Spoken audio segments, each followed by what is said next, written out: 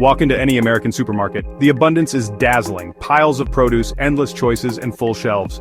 But this spectacle is built on a hidden, fragile foundation: water. We rarely consider the gallons of water behind every apple, steak, or loaf of bread. Ancient aquifers are being pumped dry to irrigate fields. Snowpacks that once watered orchards are shrinking. The illusion is that food simply appears, but the reality is that it's all about water. America is facing a water crisis of historic proportions, and it's happening now. This isn't just about a few dry years, it's about over-extraction, pollution, and unpredictable weather. The supermarket's abundance is a mirage, reflecting a reality that's vanishing. Our global food system is more fragile than ever, and water is its weak point. To secure our food future, we must see the water behind every product. Every item in your cart has a water story. Many are nearing a troubling end. Recognizing this isn't about panic, but about empowering ourselves to build a more resilient way to feed our communities. The first step: question the illusion of effortless abundance.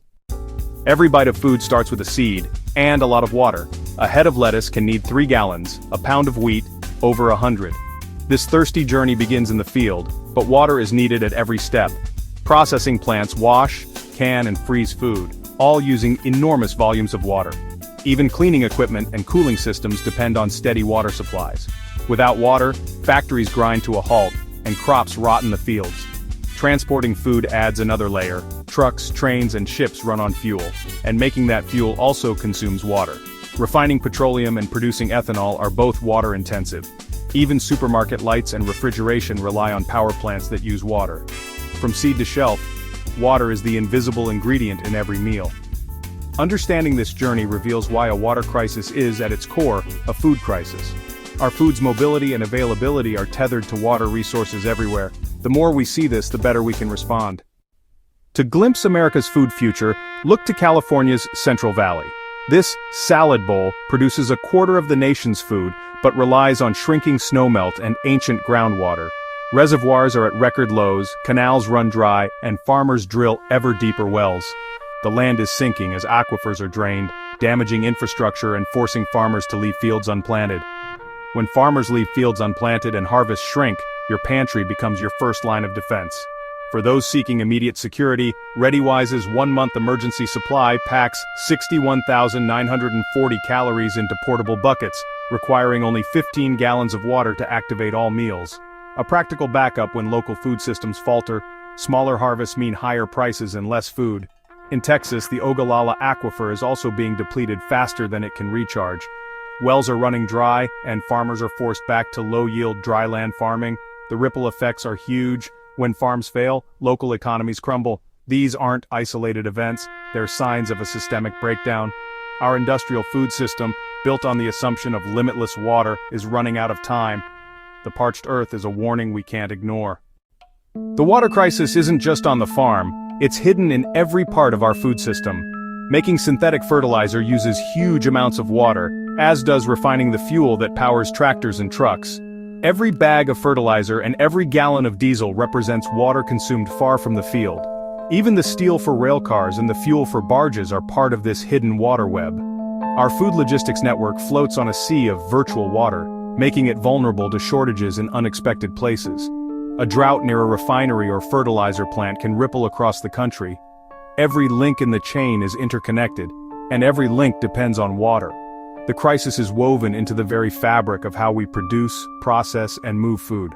Understanding hidden water reveals just how fragile our system really is.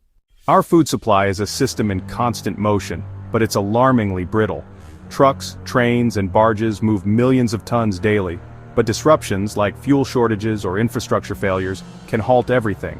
A spike in diesel prices can force truckers off the road, leaving food to rot in warehouses. Shelves empty fast when logistics fail. Don't bet on supermarkets. ReadyWise's 3-month supply stores 185,820 calories in stackable buckets, using 10x less water than fresh food production. Just add water, no cooking fuel or complex supply chains needed. Railroads, cut to maximize profits, have little capacity to handle disruptions. In 2022, fertilizer and grain shipments were delayed for weeks, threatening harvests and livestock. These aren't hypotheticals, they've already happened. Delays cascade. A missed shipment in Iowa means hungry cattle in Texas, or strawberries rotting in California. Our just-in-time system keeps little inventory. When transport stops, shelves empty fast. The illusion of plenty can vanish in days. Efficiency has come at the cost of resilience. America's food supply is shaped by profit, not resilience. Agribusinesses chase short-term gains, planting high-value, water-thirsty crops like almonds in arid regions.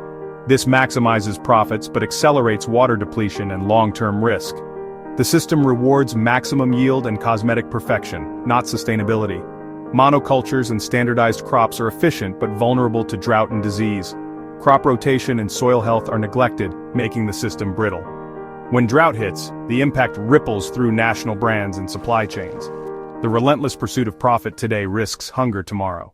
Resilience starts at home, not in boardrooms. Capture rainwater with a simple barrel hundreds of gallons a year for your garden. Try passive collection methods like solar stills to harvest water even in dry conditions. In communities, shared wells and hand pumps can provide backup during outages. Conserve water, install low-flow fixtures, fix leaks, and reuse gray water for plants. Every gallon saved is a buffer against scarcity. By harvesting, storing, and conserving water, you build a personal safety net. These skills reduce dependence on a fragile system and empower you to adapt. Once you secure water, use it to grow your own food. Even a single pot makes a difference. Container gardening is accessible to anyone with a balcony or windowsill. Start small. Tomatoes, lettuce, or herbs in pots yield surprising results. Join seed swaps to build a resilient, locally adapted seed stock and connect with neighbors. Support dry farming farmers at your local market. These crops thrive with minimal irrigation. Food hubs help small producers reach consumers, building a parallel local food system. Every step toward local food production reduces reliance on the fragile industrial system. Food sovereignty is built one plant, one neighbor, one community at a time. Building resilience is manageable with a clear plan. Here's a 3-month roadmap.